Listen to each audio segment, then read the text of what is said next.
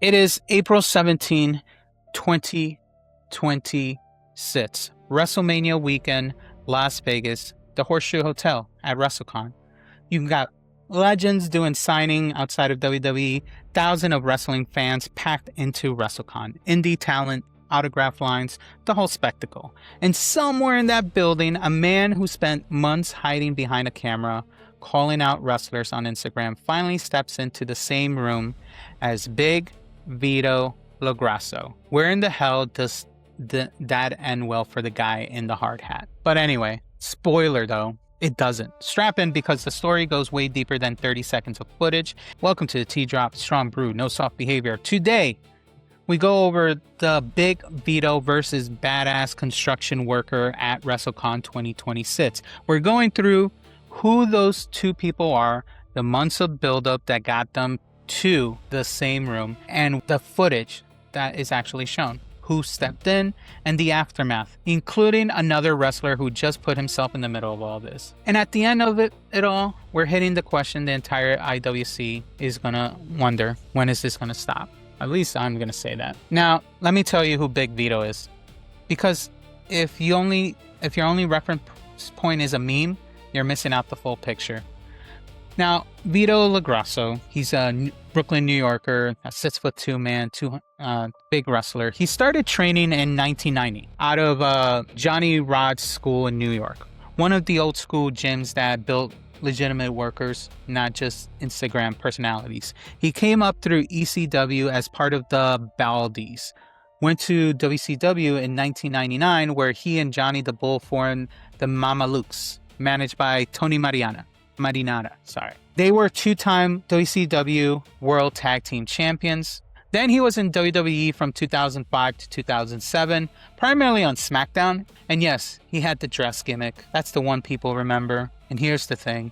He wore that gimmick with confidence and it got a genuine crowd reaction. That takes a specific kind of wrestler. He's been in the business since the 1990s, over 30 years. And as of 2005, he's back in the ring, working for Juggalo Championship Wrestling, or JCW for some, the promotion connected to the Insane Clown Posse. Now, this man, he's 61 years old. He's still active, he's still trained. So let me ask you something. Why does that matter? Well, because the man who decided to shove him apparently forgot all of that. So that takes us to Badass Construction Worker. Who is he? Now, let's talk about him. He goes by on Instagram as Big Oja 321. He even puts his real name, which I thought that was a mistake. But yeah, James Michael Oja Jr. He's the self-proclaimed badass construction worker. Here's how to understand this guy.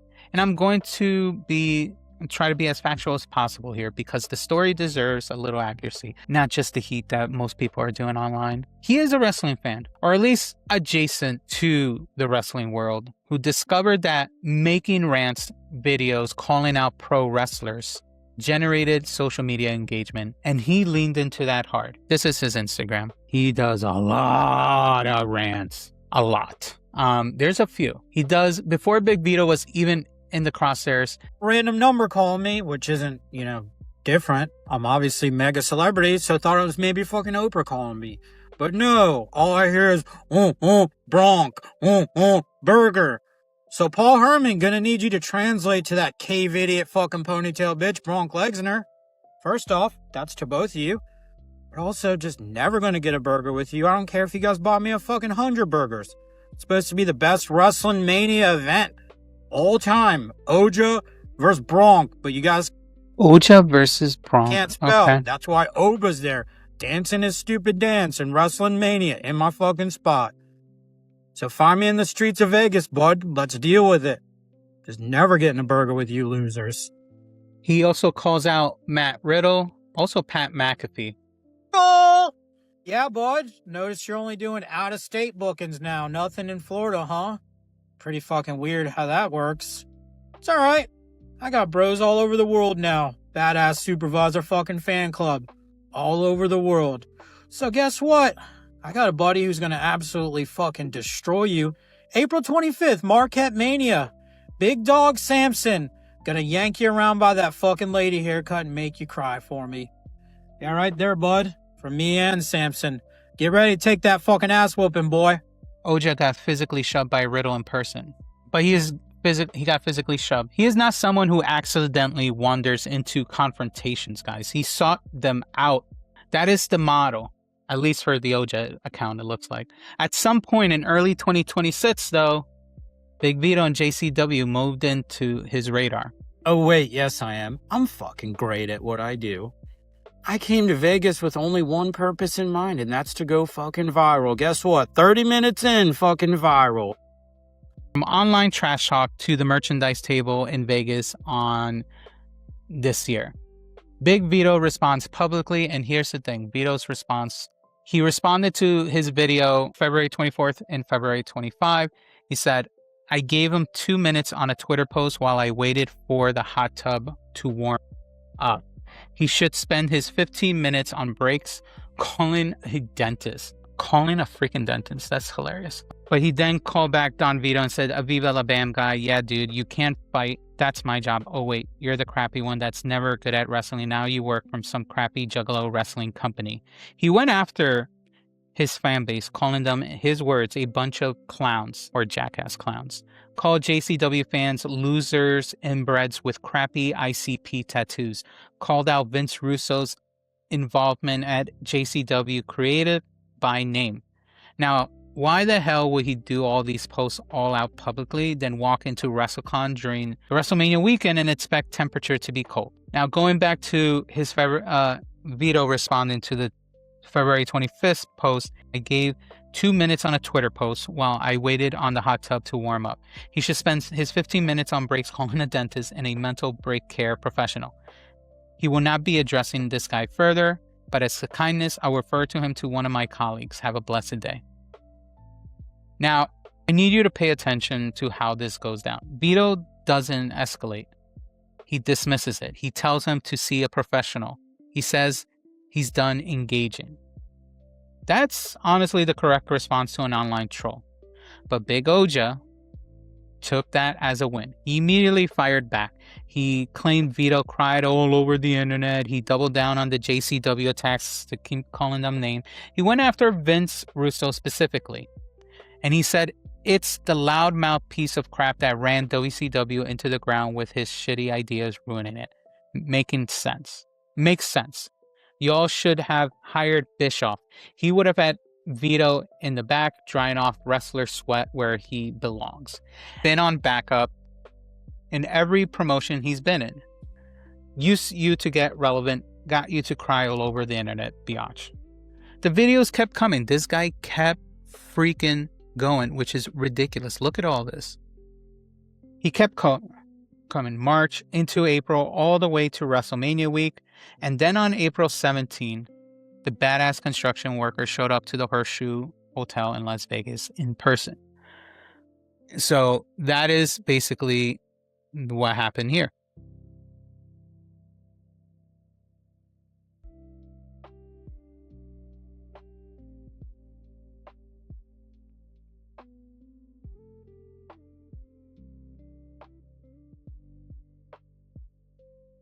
And look at him using that hair to drive him. He's controlling him by driving his hair. It's like yeah.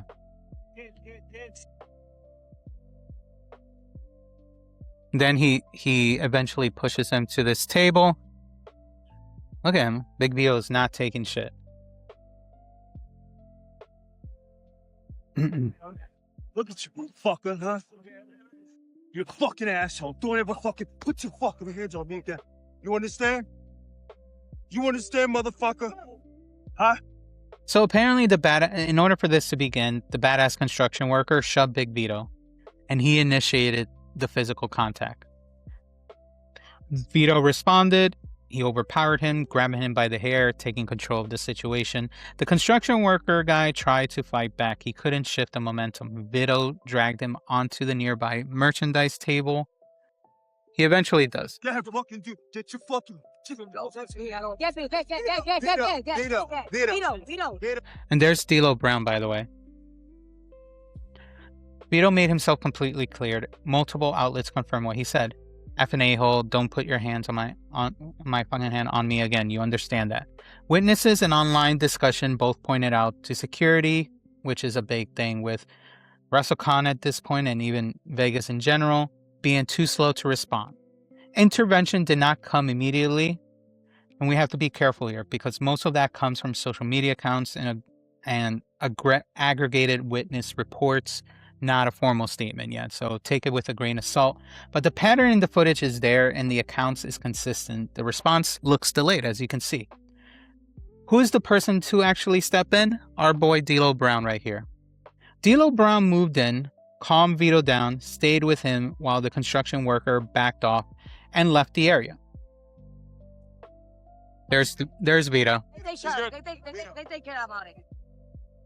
They take care of. There you go. Vito, D'Lo Brown did the best veteran composure that he can do when it counted. Now, the JCW account did clearly state, do not put your hands on the Don in public.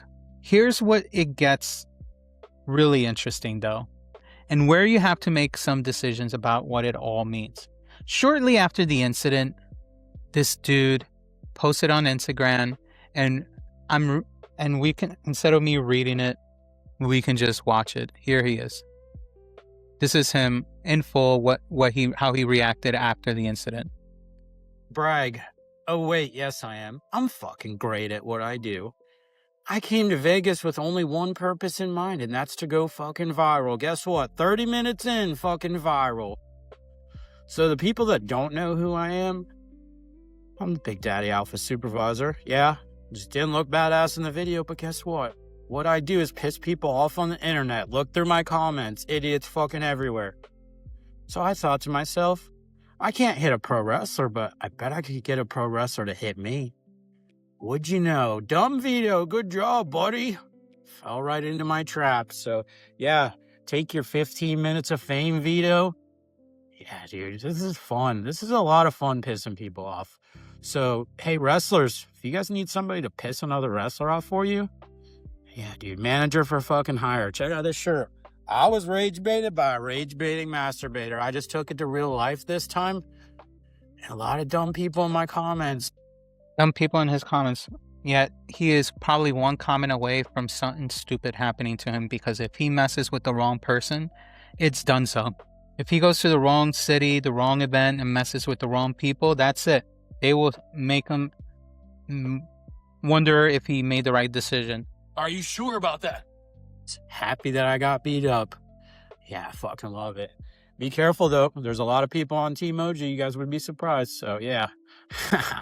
Losers. Now I can just have a fun rest of my time in Las Vegas. Took a lot of pictures with a lot of people who know who I am and are fans of my shit talk. So yeah.